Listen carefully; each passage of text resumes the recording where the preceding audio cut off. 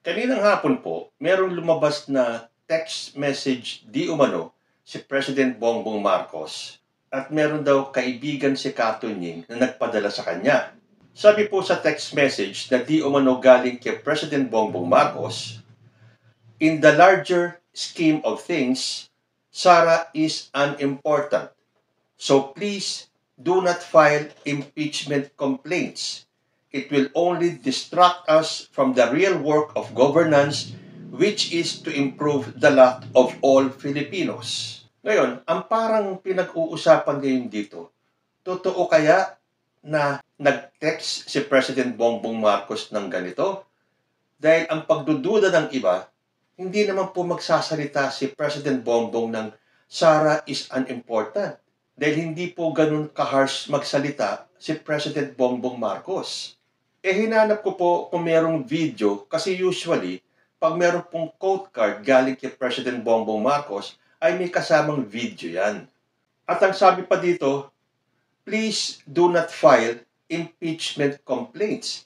Kung titignan po natin sa panahon nito, napakadami na po ang gustong ma-impeach si Sara Duterte. Tapos biglang sasabihin daw ni Bongbong Marcos na "Please do not file impeachment complaints." Sabi kasi ng iba, parang taliwas naman doon sa unang message ni President Bongbong Marcos na papalag na siya. So ipagpalagay na natin na totoo itong text message na to, hindi kaya ang ibig sabihin ni President Bongbong Marcos huwag na lang intindihin si VP Sara dahil hindi naman ganun kaimportante at mas kailangan pagtuunan ng pansin ang mga problema ng bayan. Kayo po ba, may napanood ba kayong video na sinabi ito mismo ni President Bongbong Marcos?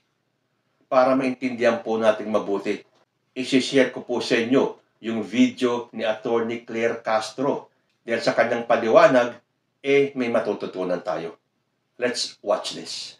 Hello everyone, welcome back to my YouTube channel, Batas with Attorney Claire Castro. Today is November 28, 2024. So anyway, kasi ganito mga ka-clear, kasi may bagong reaction si PBBM. Ito syempre, ito galing kay Katunying. Alam mo naman kung gaano ba siya kadikit, di ba? At medyo talaga maalam ato pagdating kay PBBM. Well, anyway, ganito. So simulan natin mga ka-clear. Ano ba ang plano? Kasi medyo mainit ngayon ang usapin tungkol sa impeachment. Di ba? Sabi nga natin, si Senator Trillanes ay meron ng prepared, no? Na petition at ito ay naglalaman nga according to him ng 26 articles. Hindi pa kasama itong mga bagong pangyayari. Yung di umanong pagbabanta, di ba? Kaya PBBM, kay FL Liza, at saka kay Speaker Romualdez. So ibang usapin yun. Di ba? At yung kanyang malutong, no, na pagmumura, di ba? Sa administrasyon, sa mga di umanong kumakalaban sa kanya. Lalo-lalo na sino ba yung mga minura niya? Siyempre sila PBBM, FL. Ay, oo, si FL malutong din, di ba? Malutong din ang pagkakamura niya, and especially kay Speaker. Okay? So, ang naratibo niya kasi is, siya talaga ay pinupolitika at instead na tignan kung ano yung mga hindi nagagawa pang pangako, hindi pa natutupad na pangako ni PBBM, bakit siya yung pinofocus? So, lumalabas itong mga mababatas at yung ibang mga pumupunta sa kanya ang naglilihis ng totoong kwento ng buhay. Ayan. Sabi nga natin, mas parami yata, so far mga ka-clear, nung tignan natin, sa 6 na taon, marami ang hindi natupad ang dating Pangulong Duterte. So, tingnan natin kung gano'n na ba? Sabi ni Sunny, galing lang yan kay Ton Katingin, baka mabutol tayo. Well, anyway, aaralin nga natin. Aaralin natin. Hindi natin to confirm, pero may nagpasa daw sa kanya. So, let's see. I-analyze natin, okay? Kung totoo ito, okay? Hindi naman natin sasabing ito'y totoo. Kaya lang, syempre, hindi ko pwedeng hindi sabihin galing sa kanya kasi sa kanya ko to napanood. Okay? So, nagpa-auto na kay Marcoleta. Oh, well, anyway, sige, tingnan natin. Ito muna pakinggan natin. Coalition hold a protest calling for the impeachment of Vice President Sara Duterte. Over 50 members gather in front of the House of Representatives South Gate on Monday, November 25, holding placards calling to impeach and jail Duterte, among others. ACT Teachers Party List Representative Franz Castro says the Makabayan Coalition will support an impeachment complaint against Duterte as she reiterates their group's call to abolish confidential funds. Kami po sa Makabayan, kung merong magpapile sa ating taong bayan, magpapile ang bayan ng impeachment against kay Duterte, Sara Duterte ay susuportahan yan ng Makabayan. Dahil sukdulan na ang ginagawa nitong si Sara Duterte, no? I-add pa natin yung nangyari dito sa weekend. Ano nga, no? Tinatago niya nga yung paggasta o yung paraan ng paggasta dito, no?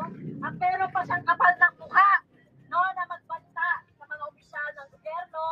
Kalipunan ng damayang mahihirap Secretary General Mimi Doringo also questions the allegedly anomalous fund utilization of the offices under Duterte's leadership.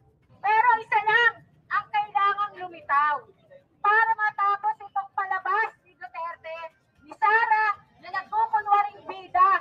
Ang harapin niya ang kasong kailangan niyang sagutin. Paano ginastos ang pondo ng bayan? Habang ang kamati sa Commonwealth Market ay 11 pesos na. Asaan? Asaan ang mga dapat na napakikinabangan ng ating mamamayang Pilipino? Simultaneously, the House Committee on Good Government and Public Accountability conducted its 7th hearing on the alleged fund misuse of the Office of the Vice President and the Department of Education under Duterte's watch. On Saturday, November 23, Duterte revealed in a press conference that she tasked someone to kill President Bongbong Marcos, First Lady Liza Araneta Marcos. Okay, alam na natin yan mga clear. Ibig sabihin, if ever na merong magsasampa ng petisyon, ng impeachment, mukhang ang susuporta ay yung Makabayan Bloc. Kaya tuloy galit na galit sa kanila. Galit na galit sa inyo yung mga Duterte tuloy kasi kayo yung parang laging nangunguna, di ba? Well, anyway, di natin sila masisisi kasi yun sila Kahit, yun talaga yung masasabi nating oposisyon, di ba? So, kasi ngayon, mga ka-clear, lumalabas, ang gustong palabasin ni VP Sara, para sila yung oposisyon. Di ba? Opposition kay PBBM. Tinatanggi naman ng totoong oposisyon na sila yung oposisyon, di ba? Alam nyo yan, di ba? Kasi ang nangyayari dito, nagiging opposition lang sila dahil ayaw nila yung ginagawa ni PBBM dahil hindi ito naaayon sa kanila. Diba? Yung sa self-interest nila, hindi naaayon. Diba? Kaya nagiging opposition sila. Pero pangkalahatan, parang hindi sila maituturing na oppositionist. Okay? So, yan. Kaya tuloy ito si VP Sara, lagi, diba? Lagi niyang pinangakalandakan, bakit ako mag-explain? Diba? Dito, ang miyembro nyo ay convicted ng child abuse. O, nadinig nyo na yan. Okay, ano sabi ni Ronald? Romel? De Los Santos, takot lang PBBM mag-alsa mga supporters ni VP Sara. Well, sige yung mga ganyang points sasagutin natin yan. Kumaga, ilatag natin, saka natin to himay-himayan. Okay? So, bakit katunying manggagaling yung statement ng Pangulo? Actually, hindi. Papakita ko po sa inyo mukhang may nanggaling, may malapit kay, ito kasing kwento, may malapit kay PBBM. Parang ito yung tinex, tapos ibinigay sa kanya. So, well, anyway, hindi natin naman sasabihin na totoo siya. Di ba natin sasabihin? So, relax. Ano ba pinagmulan kung bakit Medyo, di ba? Medyo nadelikado itong si Katunying sa mga sa PBBM supporters. Is it because, ito mga clear, pakikorek ako May napanood kasi ako sa kanya na binatikos niya, tama ba ako binatikos niya ang gastusin ngayong panahon ng tama ba? Ngayong administrasyon na to. Di ba? Totoo na merong mga naglulustay or overspending? May ganun siyang issue. Pero sabi yata niya, alam niyo naman sa TikTok, di ba? Parang in-splice, tapos kinuha lang yung video, yung part, na ang lumalabas, hindi niya siya kakampi or laban siya kay PBBM. Yung ba yung issue, mga ka-clear? Kaya nagkaganito si ayan tuloy. Sabi ni Wina Gadier, Katunying balimbing kambing. Yun yung tipo na, yun yung topic, no? 'Di ba? Okay, ano sabi dito? Ayan, sabi ni Angel Barba, the president can talk for himself. Kaya tignan natin. Oo. Okay, ito naman, okay? So, may nag-ano, alam na natin ha, marami nang humihiling. Actually, yan, siyempre, hindi naman tayo, hindi tayo statistician para malaman ng gano'ng karami. Pero alam natin, may nagko-call for impeachment. Dito nga mga ka-clear ha, dito nga, sige nga, press 1 kung yes for impeachment. Press 2 kung ang ayaw nyo, no. So yes for impeachment, 1. Press 2 if no for impeachment. Okay? Well, anyway, yun ang topic natin. So, ngayon, habang kayo ay nagpa-press 1, press 2 kayo dyan, ay, ang daming 1. Oh, ang dami, ang dami. Slater talaga, napakadaming 1. Oo, legend story. Okay. Ito nga, 'di ba? So, may hamon. Wala pa tayong nadidinig na komento ni PBBM. So, 'di ba sinabi, tinanong si VP Sara, dito sa huli niya, press con, yung pinakahuli. Ito kasi ang parte na talagang okay siya sa paghahamon ng impeachment. Let's see. Okay? Okay, pakinggan natin. At himayin din natin ang kanyang sagot dito. Well, they can always try na mag-impeachment. They can always, gumastos at magwaldas ng pera ng gobyerno para i-impeach ang Vice President. Kung yan ba naman ang gusto nila, magwaldas naman ng waldas ng pera at pagtakpan ang kakulangan at pagsisinungaling ng administrasyon. And then let's see, diba? If I get impeached, then that is my end. Okay, mga ka-clear, tingnan lang natin ha. Natatandaan nyo ba? Doon sa hearing, di ba? Natatandaan nyo ba doon sa hearing, di ba? Kinol niya yung attention because si Congressman Suarez, may binanggit siya about sa pagwawaldas ng pera, referring to confidential funds. Kinol niya yung attention nun. Gusto niyang stricken off the record. Ibig sabihin, pabura. Ipa-delete yung word na winawaldas. Okay? Kasi syempre wala pa naman napapatunayan, wala pa naman kaso. So parang may conclusion na winaldas na. Okay? So, okay, umayo naman si Congressman Suarez na i-delete yun. Yung word na winawaldas. But here, sa statement niya, maliwanag. Diba? Winawaldas yung pera. Meron dito eh. Kunin natin yung sa Rappler ha. Ito kasi yung binanggit niya sa Rappler. Okay. Yan o, di ba? If I get impeached, then that's my end. They can always spend money so as to fight against me. Gumastos at magwaldas ng pera ng gobyerno para i-impeach ang Vice President. Para pagtakpan ang kakulangan at pagsisinungaling ng ating administrasyon. Mga ka-clear kasi, di ba? Pansinin nyo kasi to. Okay, I know naman na napapansin nyo na ito. Imagine yung word na magwaldas. Ayaw niya nun, di ba? Kasi wala ka namang proof eh. Kaya nga tinanggal, dinilit yung word na pagwaldas dahil wala pang proof na winaldas mo yung confidential funds mo. Okay, kaya nag-delete. Pero bakit you're using it? Di ba? Napaka-ironic na kung ano yung ayaw mong gawin sa'yo, ginagawa mo naman sa iba. Di ba? O magwaldas ng pera para i-impeach ang Vice President. Ito pa. Para saan? Pagtakpan ang kakulangan at pagsisinungaling ng ating administrasyon. Teka lang. Well, anyway, siguro may mga issues naman talaga. Hindi natin maiiwasan mga ka-clear na magkaroon talaga ng issue. Kasi ang gobyerno, gobyerno. Hindi yan nakakaiwas sa mga pambabatikos ng kahit sino. Di ba? Especially kung ikaw ay kumakalaban sa gobyerno. Di ba? I mean, hindi maiwasan eh. Kaya nga sinabi ng Supreme Court, yung mga taong gobyerno dapat hindi onion skin. Di ba? Huwag kayong balat sibuyas kasi talagang babanatan kayo. So, okay. Pero ito kasi, okay? May kakulangan ba ang gobyerno? Maybe. Hindi mawawala yan. Kahit sinong leader, may kakulangan at kakulangan. Hindi yan perfect.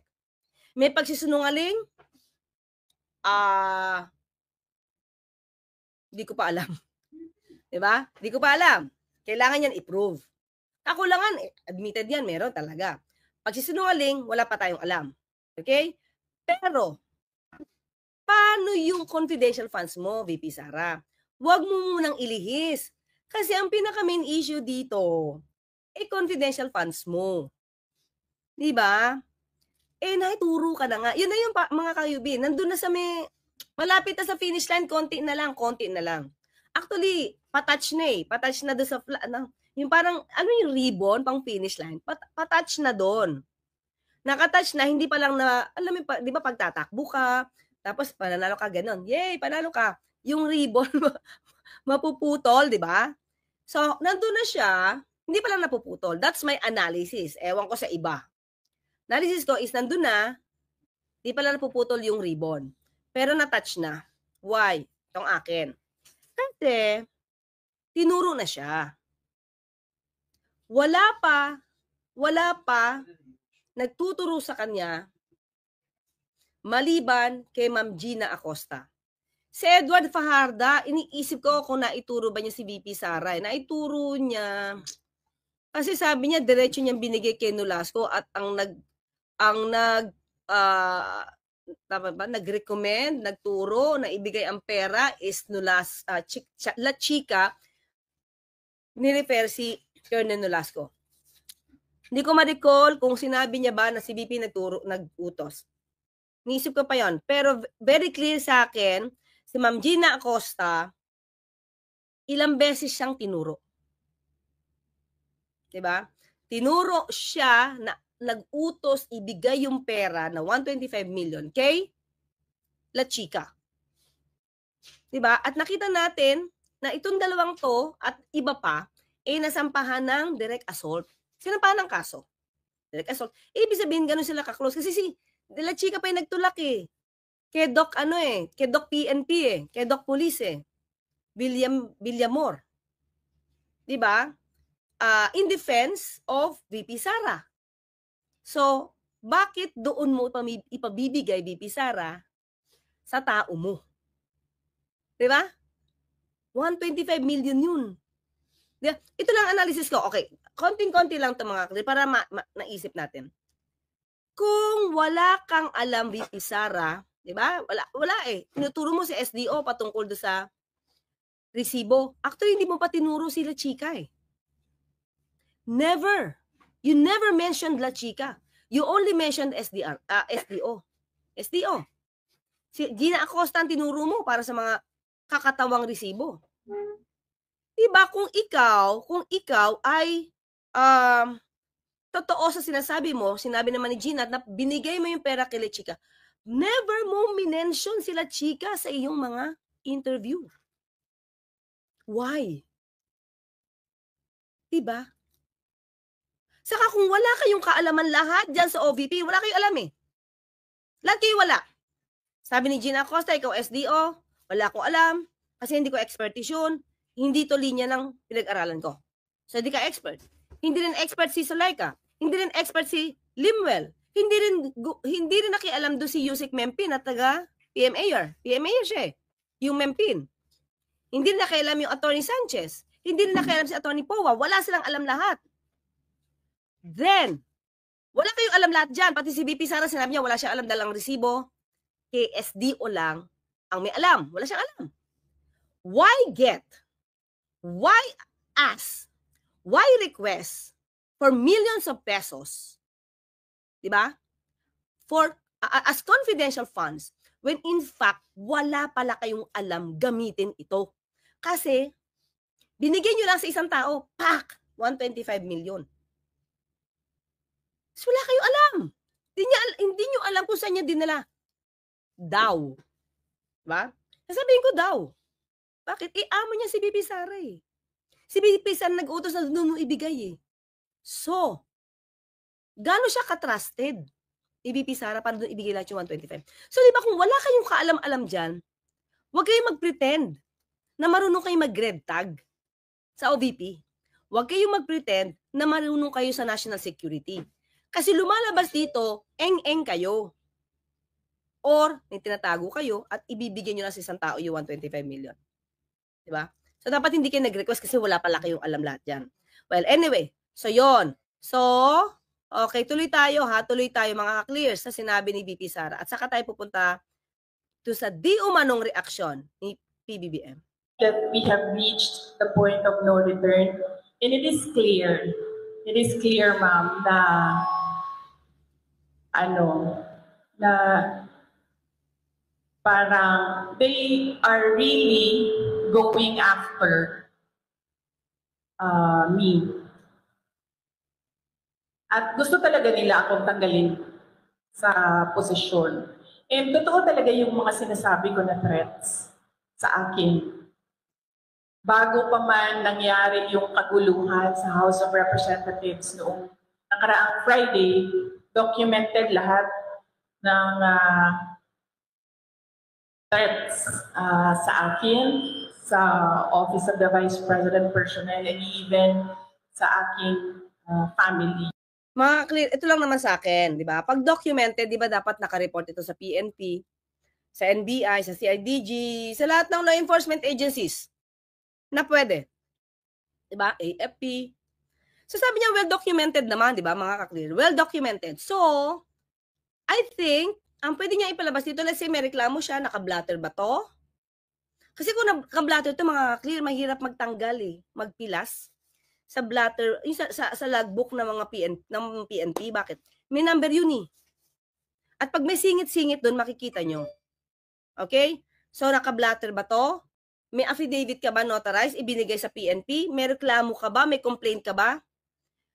Don't just say na documented to. Show us the documents na they knew all along na meron kang threats.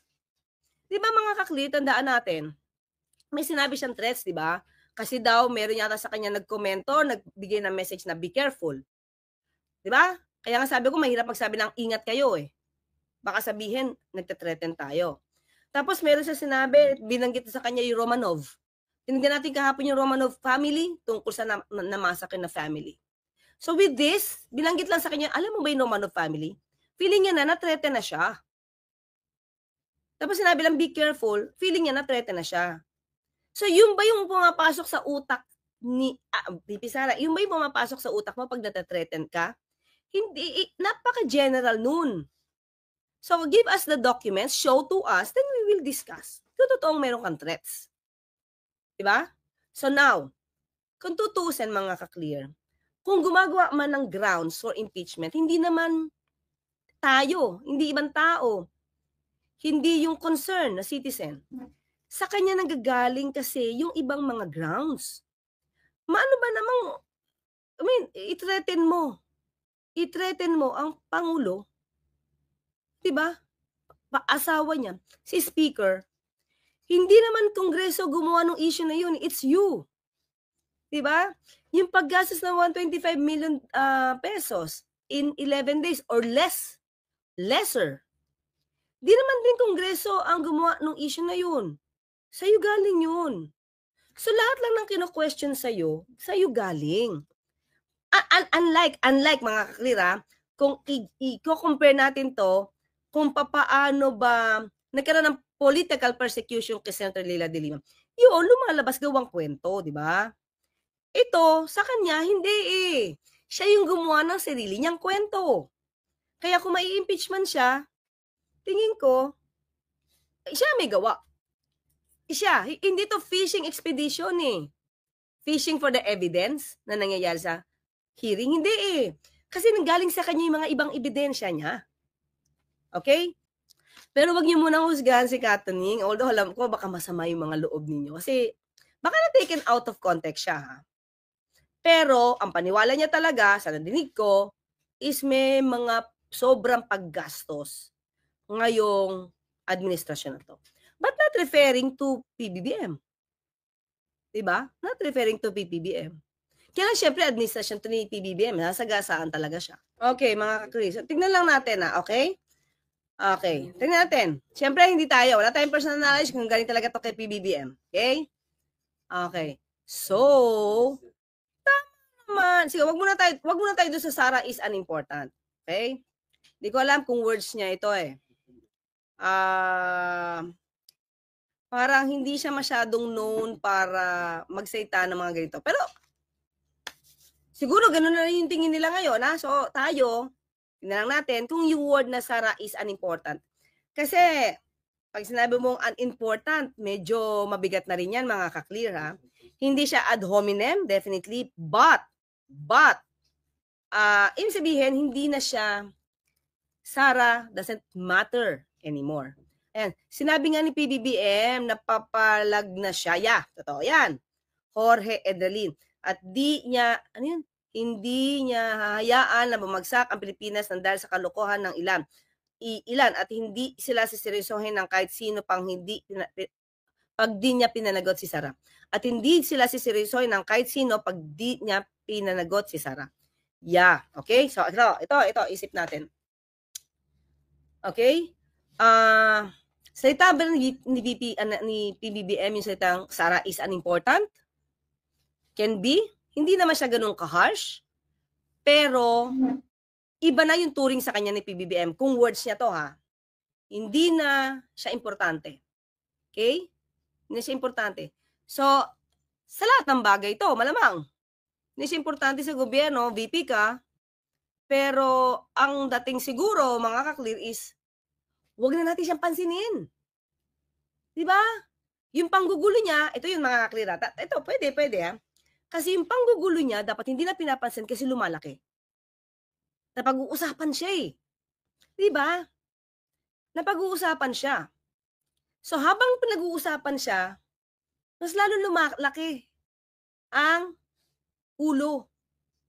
Mas lalo siya nagiging proud at lalo niyang pinaninindigan na tama siya. Diba? So siguro i-assume ko mga ka-clear, i-assume ko muna na itong text na to ay galing kay PBBM. I-assume natin ha. So, ang babasahin ko is bakit niya nasabing hindi importante si VP Sara. Siguro gusto niya sabihin na sa mga mambabatas na huwag niya nang pasinin. Siguro may mahalaga pa tayong dapat na tugunan. Hindi niya kasi pinapahinto, mga kaklira. Hindi niya pinapahinto ang pag-iimbestiga. Remember, sinabi niya na nirerespeto niya ang mandato ng Kongreso. Kaya sabi niya, ba't hindi na lang niya kasi sagutin? Okay? Ba't hindi na lang niya sagutin yung issue? Okay? So, kung nirerespeto niya, okay tingnan natin, baka bumangga kasi. Kung nirerespeto niya ang mandato ng mga mambabatas in aid of legislation, mag-imbestiga kayo. Papahinto niya ba impeachment? O ang gusto ni PBBM, hindi naman niya importante, tuloy nyo na lang yung hearing para malaman ng tao kung ano yung katotohanan. Base sa inyo maimbestigahan in aid of legislation. Pwedeng ganon. Diba? Kung magawag nyo na sabayan kasi ang dami nyo ng trabaho. Unahin nyo na yung budget, hindi nyo yata natatapos yung budget hearing nyo. Diba? Sa totoo lang naman, diba? May Quadcom hearing, mayroong Committee on Good Government. Pero these hearings, hindi nyo yung pinapahinto. Okay? Wala siyang bilin doon kasi gusto yung nga niya na masagot na ito ni VP Sara doon sa hearing. Okay, now, itong point na to, baka kaya sasabi niya na parang let's move on, wag na kayo mag-file ng complaints, ng impeachment complaints kasi ito, it will only distract us from the real work of governance. So, ang pinapatungkulan niya ba dito, syempre, gumawa kayo ng batas, tapos, ang trabaho nyo dito, alamin na rin ang katotohanan through your hearing, baka madistract kayo. Pwede. Diba? So, ang importante ngayon sa atin is paano pagagandahin ang tawag dito yung parang yung kalalagayan. Yan. Paano i-improve ang kalagayan ng mga Filipinos? Diba? So, doon sa parte na yon, makikita nyo pa rin, sa akin baka kakli, sabi ko, i-assume ko, kanya to assume ko lang. Maganda pa rin yung gusto niya dahil ang dating dito is, hayaan nyo na siya. Huwag nyo nang tanggalin sa posisyon niya kasi binoto siya. Yun sa akin binoto siya, although meron talagang proceedings for impeachment, pero since binoto siya, hayaan nyo na siya, but continue your work in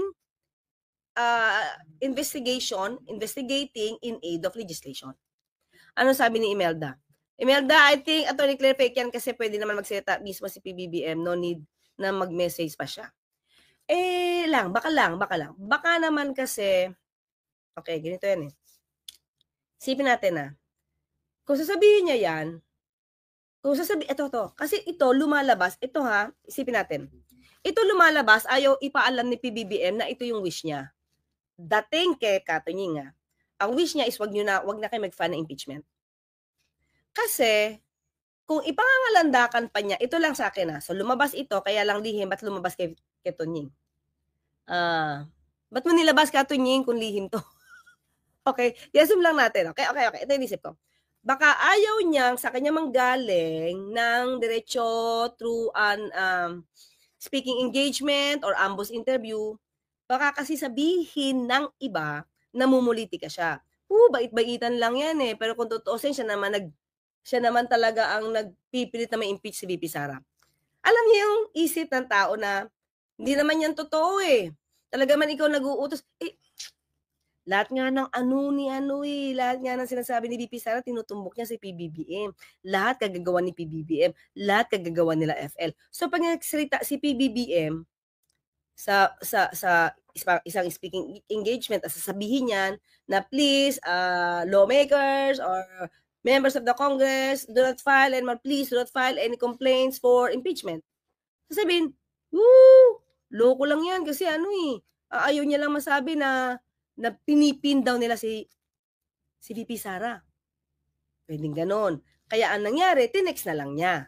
Diba? Tinext na lang niya, please na lang, ganito. Parang bilin. Di naman siya, actually naman to parang request lang naman to. Tama naman si Anthony Catabena na request to. Kung galing kay PBBM. Anyway, lumabas na to kanina Siguro 2 hours ago. O di malalaman natin kung, syempre, makikinig naman si PBBM dito kay Anthony Taberna sa vlog niya. O, pwede niya namang i-deny to. Or malamang, hindi niya nalang pansinin. Kasi, Sara is an important naman. Sabi ni Maria Maldita, PBBM will not say Sara is an important, baka impeachment is not important. Ayan very clear Sara is an important Kaya nga inisip ko parang hindi ako sanay na magsalita siya ng ganyan. Medyo pinakamatapang niya sinabi, papalag na siya Hindi pa nga niya sinabi diretso na papalagan niya si VP Sara, right? Diba? Hindi pa diretso. Sabi niya, doon lang sa salita, papalag siya. Diba? So, yun lang, mga clear, diba? Kaya tayo ang mag-analyze kung ito ba ay galing kay PBBM. Pero mga clear, tingin nyo ba ipoposto ni Anthony kung hindi naman galing talaga doon sa kakilala niya? What do you think? Yun lang. Sarap lang i-analyze ito kung talagang galing sa kanya. Kanina lang po ito. Mainit-init pa. Kaya ako nga shinare. Mainit-init pa to. Pero syempre nauna na si Anthony. Kaya nga pinakita ko sa inyo na lumalabas dito sa text na to, ayaw ng patulan ni PBBM itong si VP Sara. Ayaw niya ring patulan yung mga impeachment, call for impeachment, at trabaho na lang. Okay? Parang trabaho na lang kayo. Huwag niyo na, hayaan niyo na lang si VP Sara. Hindi naman na siya importante. Ganun yung dating. Hayaan na natin, mag-move on tayo para sa ikakaganda ng ating bansa, ikagaganda ng buhay ng mga kababayan natin. So, yun. Well, anyway, at least na-share ko sa inyo. Tayo na rin mag-analyze kung tingin nyo ba kung totoo ito, saywar ba to? Okay, ito. Saywar ba to? Para makita ng iba na hindi talaga siya ang may hawak kung may mag-i-impeachment kay VP Sara. Diba? Kasi siguro hindi naman talaga ito ang plano niya. But, according to PBBM, he respects the mandate of the Congress, of the legislative. So, yung paghihiring, hindi naman siya kumikibo doon, hinayaan niya lang. Kaya lang, syempre, yung pa rin. Kapag naghihiring nga, sasabihin na naman ng kabila, nila dating Pangulong Duterte, saka ni VP Sara, lahat yan, utos ni PBBM. Baka kaya, Baka kaya ito na yung text niya. Baka, diba? Sara is an important palagay ko, fake news yan. Di nagsasalita si BBM na ganyan. Alam niya, maglilik yan. Kung alam niya maglilik, baka okay lang na malaman na ayaw nga niya ng impeachment. Pwede, di ba? Kasi para hindi sabihin namumuliti ka siya kay VP Sara. Kaya lang, may ibang taong gusto eh. Katulad niyo dyan, ang daming nanalo rito yung number 1. Di ba? Oh. Yun. So, ano sabi ni Maria Karam, saywar lang ni PBBM. But, in reality, gusto niya. Basta ang alam natin, mga clear, ito, walang kagatol-gatol. He respects the mandate of the Congress. Okay? So, kung gusto ng Congress na ipa-impeach yan, wala rin naman magagawa si PBBM. Di ba? O, pwede niya lang, pwede lang pagsabihan. Pero, equal body sila, executive and legislative, di ba? Alam naman natin yan. Although, syempre, numbers game, alam na natin yan, di ba? Ano sabi ni Nurse Ann? Hello, Attorney Claire, watching from Germany. For me, di ako naniniwala sa message na yan. Okay. Good. O, kaya nga sabi ko, i-share ko sa inyo, mga ka-clear, tayo yung mag-analyze. Kasi syempre, lumabas eh. So, tingnan natin kung ito ba ay lalabas sa mainstream. Why? Galing kay Anthony eh. Malabang, nung in-interview nga niya si FL, lumabas sa mainstream. So, tingnan natin kung lalabas to. At kung lumabas man to, kung i-deny ba ni PBBM. So, ano sa tingin ninyo? Ito po ba ay talagang text message ni President Bongbong Marcos? Kasi di naman sa sinabi niyang, please do not file impeachment complaints, hindi naman po siya nag-uutos. Siya po ay nakikiusap. Kasi kung meron man magfa-file ng impeachment case laban kay Sara Duterte, wala na po magagawa si President Bongbong Marcos dyan. Ang kailangan lang po dun sa magfa-file ng impeachment case ay merong taga-kongreso na magba-back up ito at narinig naman po natin na iba-back up ito ng Makabayan Bloc. So, maghihintay pa rin po tayo sa mga aganapan. Pero kayo po, sa tingin ninyo, itong text na to ay galing kay President Bongbong Marcos? Comment lang po down below at magbabalik ang usapang Tito Manny. Diyos ti Agnina.